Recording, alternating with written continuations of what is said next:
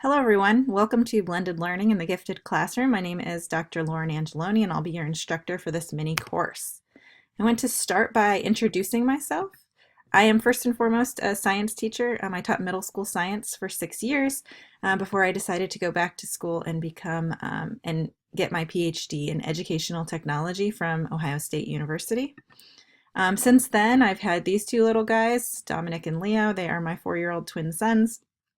That is them with their new lightsabers at Disney World just a few weeks ago. And what I've been doing since then is staying home part-time with them and doing various projects around instructional technology. And I've been on staff with Northwestern for a few years now doing different things for them. But I just recently received a position at Xavier University here in Cincinnati. So this coming fall, I'll be the assistant professor for science education and instructional technology there.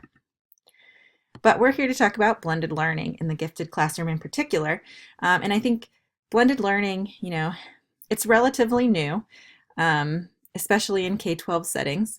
And I think there are two distinguishing features that we should keep in mind as we move through this course. And one is that blended learning requires a core of online content. This makes it different from just technology enriched instruction because it's some sort of integrated unit or lesson that is online in a learning management system. This can either be created by a teacher or it can be purchased. The other element that I think is of utmost importance is student control. Students should be able to control either the time, pace, path, or place of their instruction in some way. Why blended? So why has this become kind of a pedagogy to watch? Well, first, in one of the meta-analyses that I'll have you read in this course, you'll see that there are slightly better outcomes.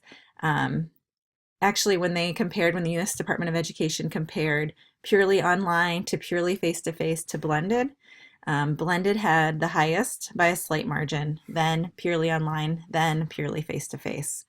So while those were slight margins, it's certainly something to explore and understand more about. Time is an important reason to start blending because you get increased instructional time. Students have increased access to the materials when they go home. They also spend more time with the materials when they are online.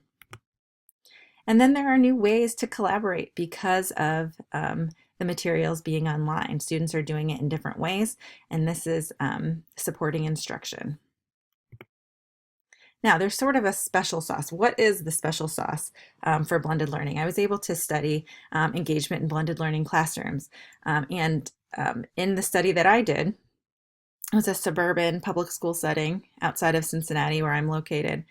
And what I found was that indeed, blended classrooms were more engaging than traditional classrooms, but I went in to see why that was so, what made them special, and what I found were three things. One was increased interaction, and this is an important point because when teachers start to use technology in the classroom, they have sort of a fear. They put technology on one hand and humanity on the other hand, and are afraid that the more they move toward technology, the farther away they're getting from humanity. But what I found was actually the opposite, that teachers felt and students felt they had increased interaction with their teachers and with other students because of these blended units. So teachers did have less 1 to 30 interactions, but they had more 1 to small group or 1-to-1 interactions with their students.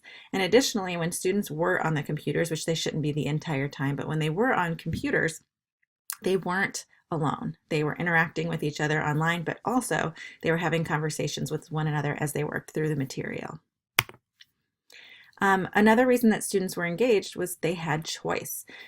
Whenever a teacher offered choice, they saw the morale change in their classroom, and students were more engaged. And then at the base level, there's an increase of efficiency, especially for gifted students. They no longer have to wait until everybody gets it to move on. Now they can move through the materials at a quicker pace. It's a great way to compact the curriculum by putting it online in modules. So there's just some learning efficiencies. Additionally, on the converse side, students that want to can spend more time and go more into depth if they would like to. So there are lots of different models of blended learning, and what you should know is that they're still developing. People are coming up with new models of blended learning all the time. I'll go through the ones that are out there in this course. We'll do that in week 2. But you should know they kind of all boil down to 2. One is self-paced. Either, students can work through at their own pace. This takes a lot of front-loading time for teachers. But it allows students to master the material and move on. The other one is path-based. Students can choose what they want to study or how they want to study it. This takes teachers setting up different experiences for different types of learners with different interests, but that's another way that you can blend instruction. So it's nice meeting you all. Let's dive right in.